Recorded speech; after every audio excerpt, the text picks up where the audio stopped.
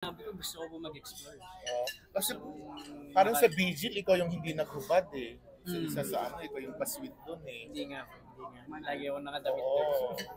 Dito ba may pa-abs ka na konti? Ay, Wala pa rin. Wala pa. I'm still working on it. Oo. Sabi nakitaan naman daw, sabi ni Direk, nakitaan niya kayo ng sensuality. Mm. Ay, yung ano niyo, yung pagsasama ninyo. Naramdaman mo rin yun, kumbaga na parang, ayun, may desire ka dun sa character ni Isha. Ginagawa niya yung mga gano'n. Kasi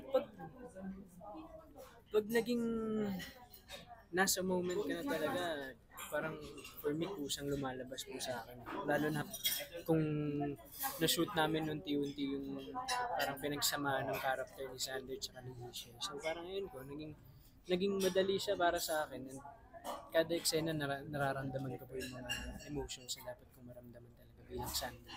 Kasi parang sa iba, totoy na totoy pa rin ang dating mo eh. Siyempre, parang magugulat talaga yung mga supporters mo, maninibago. Yun nga eh, yun talaga yung pinaka-worry ko eh. Kung magmukha akong pinaka-bata, I mean, sobrang bata talaga yung sila. Pero so far, sa pagpanood naman namin ng mga playback, mga preview ng mga bawat sino ginagawa namin, yun naman siya, maganda. Hindi siya yung mukhang, hindi siya yung parang iniisip ko na magmumukhang magnanay talaga. Oh.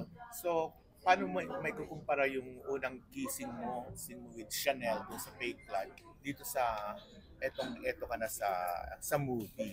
Mas mas sensual ba? Mas passionate? Or mas kumbaga mas marunong ka na? Mas marunong na. Hindi, pero ayun nga eh. Kasi May pinag-practicean ka ba before this gawin yung movie na to? ito, yung kamay ko lang. Joke lang. Wala. Yun lang talaga eh. Naging, just be in the moment. Ginawa ko lang yung kinakailangan para sa eksena ko. Oh. So, parang after this, parang maraming magkakagusto lalo sa'yo, lalo kang pagnanasaan. Parang, marunong na siyang humalik. Oo. Anong message mo sa mga ganon? Alam ko, niready ko naman na yung sarili ko po dun eh. Kasi sabi ko, once magawa itong eksenang to at malabas na sa pelikula, sa big screen, nararamdaman ko po na parang may mga taong papansin talaga. Ayan. Enjoy lang po kayo. So, Yun feeling talaga. mo, syempre parang mas grabe ang competition ngayon sa mga young actors. Ang dami-dami nyo eh. Mas kailangan talaga gumawa ka ng mga ganitong mga project para mas umangat ka. Ikaw ba? Ako po kasi kung ano po ibigay na ano sa akin talaga na project, ginagawa ko po yung best ko para tumatak sa mga tao. And yeah, ako kasi sa isip ko po parang wala sa akin yung competition eh. Ako po yung taong parang gusto ko lahat kami maging successful. Kaya syempre kasama po dun yung hard work mo.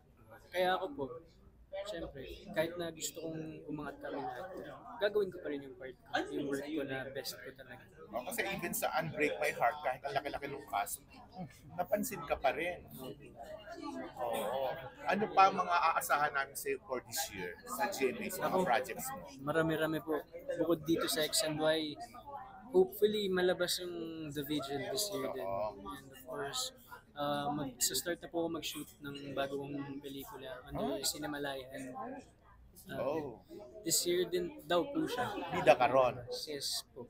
Wow. Bale, dalawa din po kami lead. Sino? Bawal pa po eh. Bawal pa. Bawal pa. Hindi pa siya nilalabas. No. Nanay naman. Magaling na artista. Pero yun na lang po. Kaya ako nasabi ko. I mean, 10 movies lang yan sa Cinemalaya, kaya mapapansin din talaga. Itong Cinemalaya na to, very challenging talaga for me. And nag-aahanda na kami ngayon. Kumbaga, parang tatlo-apat na workshops na kami. Para lang ma-embrace ko yung character. Ano, kakaiba na first time mong gagawin din? First time. Kasi ano to eh.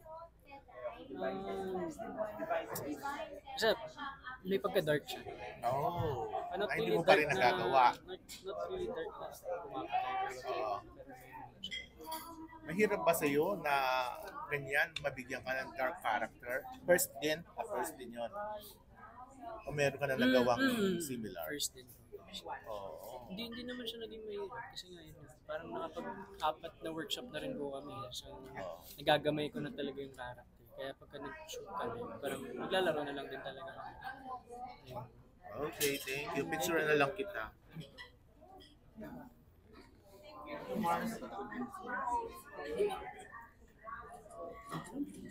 Thank you. Okay po. So, how was it working with Ina Raimundo and ano yung feeling na ito yung first lead role mo? Working with Miss Ina, sobrang chill. Sobrang happy set. And at first, sobrang kabado ako and habang tumatagal yung shoot namin, sobrang naging komportable ako. Gawa ng lagi niya akong kinakausap, lagi niya akong tinatanong. And Naging trending kayo ni Bianca Rivera sa Unbreak Your Heart. So, nagkaroon ba kayo ng something? wala, kami ni Bianca. Kasi sobrang nakakilig din yung tandem nyo. Oo, kami ni Bianca talagang solid tropa. Kaya naging madali din talaga sa amin yung work namin kasi parang pag nasa set kami, nilalabas namin yung tamang emotion para sa eksena. Pero kami ni Bianca solid tropa. Kami nila Tiniki talaga. And naging close talaga kami kasi nag-Europe nga and then dito shoot dito. Tapos madalas kami nag-aaral ng party. Tapos labas-labas din. Ganun. May upcoming project ba with Bianca in the future or collaboration? Right now, wala pa. Wala pa pong balita. Wala pang project na sinasabi. Ganun. Pero kung meron po, why not? Why not? So ulit sila makatrabaho sila Bianca kasi very chill sila eh. Mababait sila kasama eh. And talagang tutulungan ka nila sa work mo, tuturuan ka rin. I'm curious now since May December appearing sa movie. In real life ba, have you ever been attracted or had a relationship with someone much older or much younger? Wala pa. Pili ko nga nagka-girlfriend ka na ba, Will? Yun ang tanong, nagka-girlfriend ka na ba? Okay. Are you going to Oh yeah, I had a relationship with a younger man before I met my husband.